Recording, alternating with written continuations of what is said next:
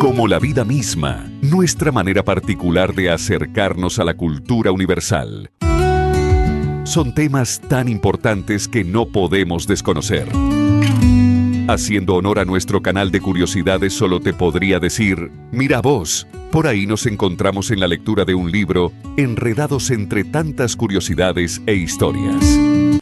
Pero sin más, vamos a lo que nos interesa.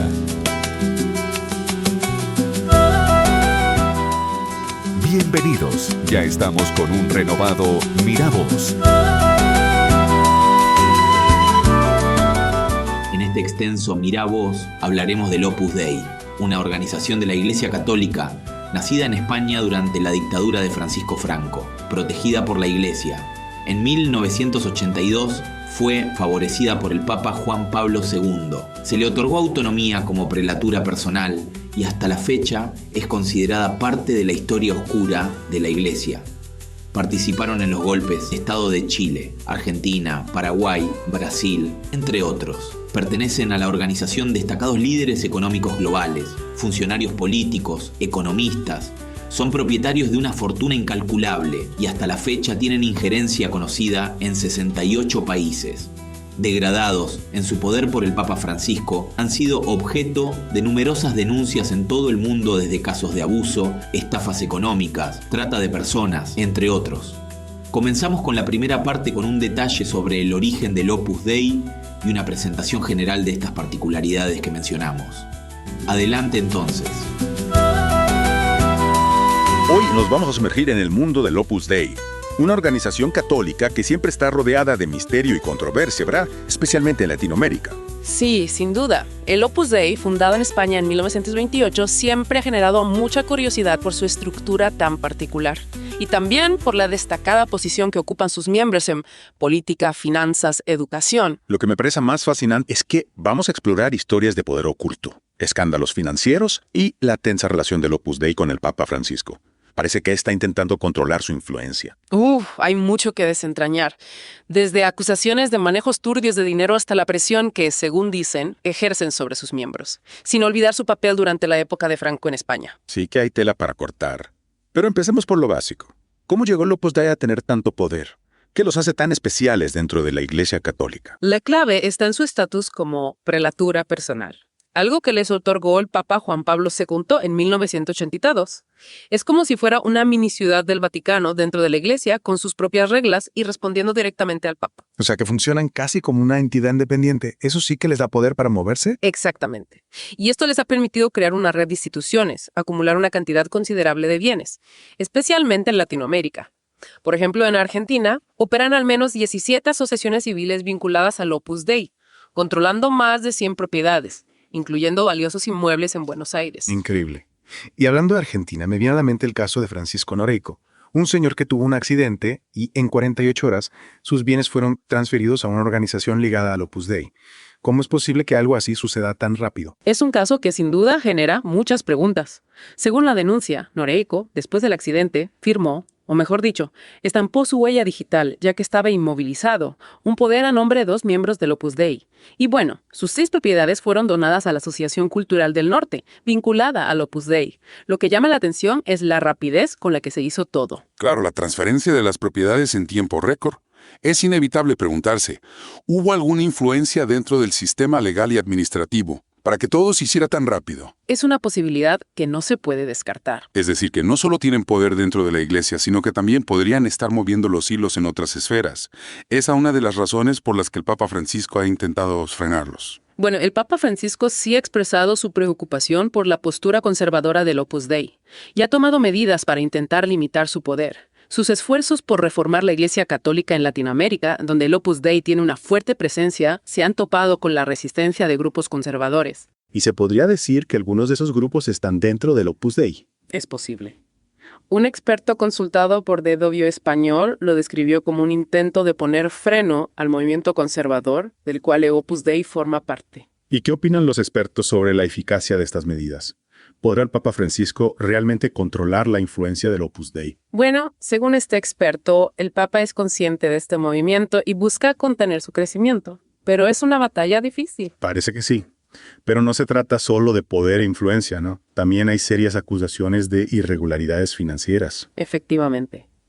El secretismo que rodea las finanzas del Opus Dei ha dado lugar a acusaciones de manejos poco transparentes e incluso de posibles delitos financieros. Cuéntame más sobre eso. ¿Qué casos específicos han levantado sospechas? Hay varios casos que han generado dudas. Por ejemplo, en Uruguay la familia Giannoli lleva años luchando por recuperar la herencia que les corresponde, de una tía que, según ellos, fue manipulada por miembros del Opus Dei para donar sus bienes a la organización. Manipulada. Eso suena muy serio. ¿Qué pruebas tienen para respaldar esa afirmación? Bueno, la familia presentó documentos que muestran que María Luisa Giannoli, la tía en cuestión, tenía problemas psiquiátricos y estuvo internada en clínicas especializadas, incluso recibió tratamientos con electroshock. Además, hay cartas de la madre de María Luisa donde habla de la atención psiquiátrica que recibía su hija. ¿Y qué tiene eso de extraño? Que, curiosamente, esa atención psiquiátrica se la daban psiquiatras del Opus Dei. Qué raro. Y con respecto a la herencia, el Opus Dei se quedó con todo. La hermana de María Luisa, Elina, fue nombrada curadora de sus bienes. Y la familia denuncia que Elina no realizó un inventario completo ni rindió cuentas de manera transparente, lo que genera aún más sospechas sobre el manejo de los bienes de María Luisa. Parece que hay mucho que esconder. Y esto me lleva a otra pregunta. ¿Cuánto dinero maneja realmente el Opus Dei? Es difícil saberlo con tanta opacidad. Es cierto, es difícil obtener cifras exactas, pero hay indicios de que la fortuna del Opus Dei es enorme. David Yallop, en su libro En nombre de Dios, afirmaba que en 1979 la Santa Sede poseía más de 5.000 departamentos rentados solo en Roma, con activos brutos que superaban los $1.000 millones. $1.000 millones. Eso es una cantidad asombrosa. Y eso fue hace décadas. Imagina cuánto puede ser ahora.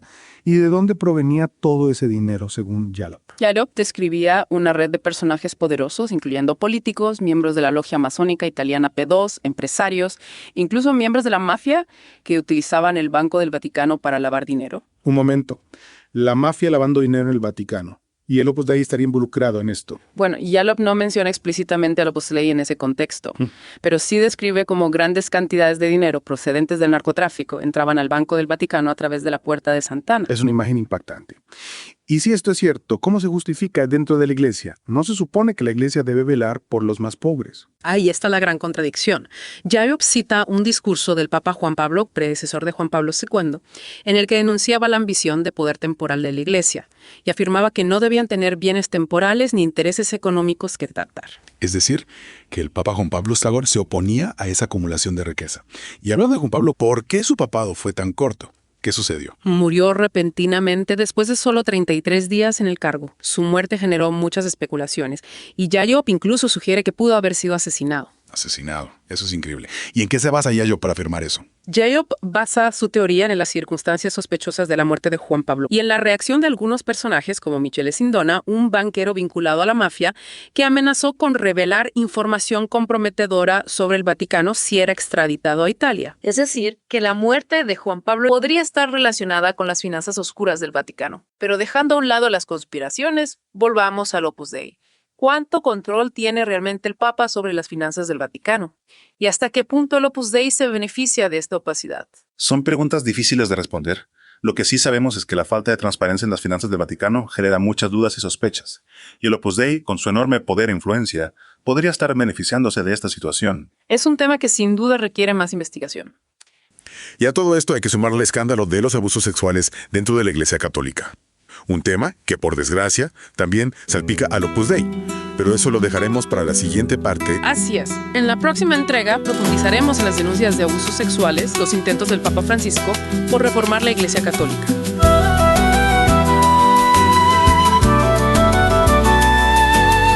En esta segunda parte avanzaremos más sobre los casos reconocidos de abusos de menores, las decisiones del Papa Francisco de recortar el poder del Opus Dei y profundizaremos en su relación con la política. Hablaremos de la influencia en 68 países y presencia de la organización en más de 90. Veremos cómo cooperaron y ocuparon cargos durante las dictaduras de Argentina y Chile y algunos detalles sobre la actualidad del Opus Dei.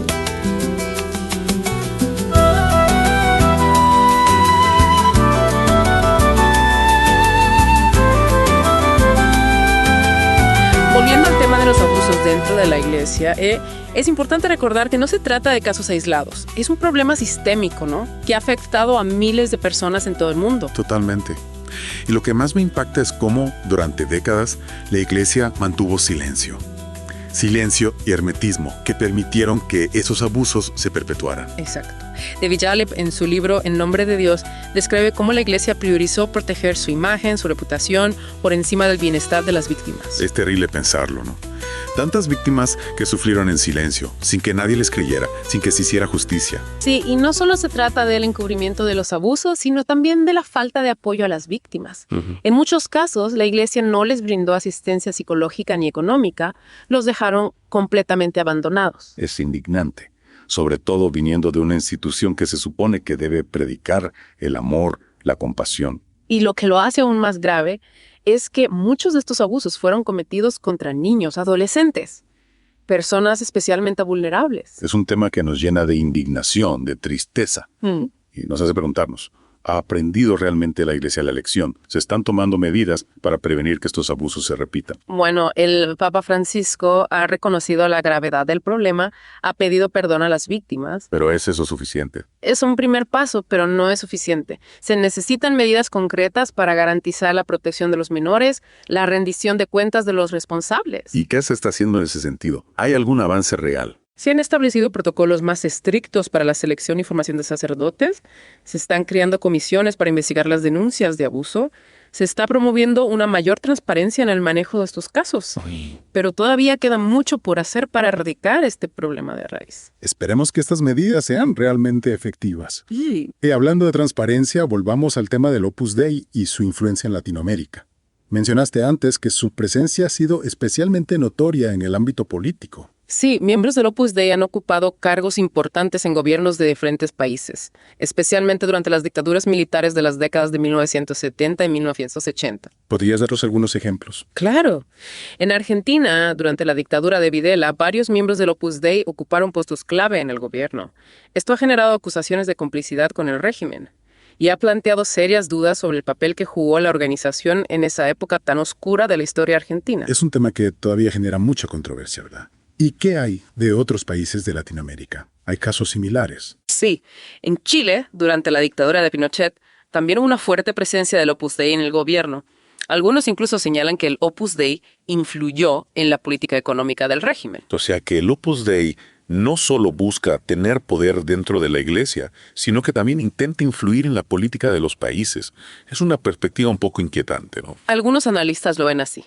Argumentan que el Opus Dei busca promover una agenda conservadora en la sociedad a través de su presencia en las esferas de poder. Y esto nos lleva a la pregunta de siempre. ¿Cuáles son los límites del poder del Opus Dei? ¿Hasta dónde llega su influencia? Es difícil saberlo con certeza, dada la opacidad que rodea a la organización. Pero lo que sí sabemos es que el Opus Dei es una fuerza a tener en cuenta en Latinoamérica, con una red de conexiones que se extiende por todo el continente. Y no solo en Latinoamérica. El Opus Dei tiene presencia en más de 60 países. Es una organización global, con una agenda que trasciende las fronteras nacionales. Y eso nos lleva a otra pregunta importante. ¿Cuál es la relación del Opus Dei con el Papa Francisco? Mencionaste antes que era una relación compleja. Sí, el Papa Francisco, conocido por su postura progresista, su crítica al capitalismo salvaje, ha mostrado su incomodidad con la influencia del Opus Dei. El Papa ha tomado medidas para limitar la autonomía del Opus Dei para reducir su influencia en la formación de sacerdotes. Suena a que el Papa Francisco está decidido a enfrentar al Opus Dei. ¿Crees que logrará limitar su poder? ¿O la organización seguirá expandiendo su influencia? Es difícil predecir el futuro. Lo que sí podemos decir es que el Papa Francisco está decidido a reformar la Iglesia. Y esto, inevitablemente, generará tensiones con organizaciones como el Opus Dei. Es una batalla que recién comienza. Y mientras tanto, el Opus Dei seguirá operando en las sombras, tejiendo su red de influencias, promoviendo su agenda conservadora. Es una realidad que no podemos ignorar. Es importante que como sociedad estemos informados sobre el Opus Dei, sobre su rol en el mundo. Totalmente de acuerdo.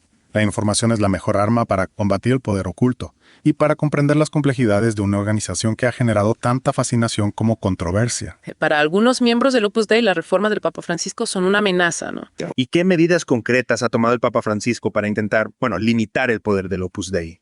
Una de las medidas más importantes fue la reforma de la prelatura personal. la figura jurídica que le da al Opus Dei su autonomía dentro de la Iglesia, y los somete a un mayor control por parte de la Santa Sede. También se han tomado medidas para reducir la influencia del Opus Dei en la formación de sacerdotes. Desafíos que ponen a prueba los valores del cristianismo. Totalmente. La pobreza, la desigualdad, la violencia, la crisis ambiental son problemas urgentes que interpelan a la Iglesia Católica y a todas las organizaciones que se inspiran en la fe cristiana. Y con esto, esperamos que esta información te haya sido útil para comprender las complejidades de esta organización y para formarte tu propia opinión. Recuerda, el conocimiento es un proceso continuo. Te invitamos a seguir investigando, cuestionando, buscando la verdad. Gracias por acompañarnos en este viaje. Hasta la próxima. Hasta aquí llegamos.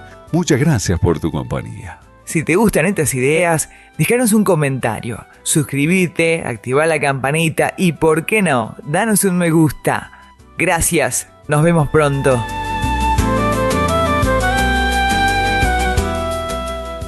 Como la vida misma. Gracias y hasta la próxima.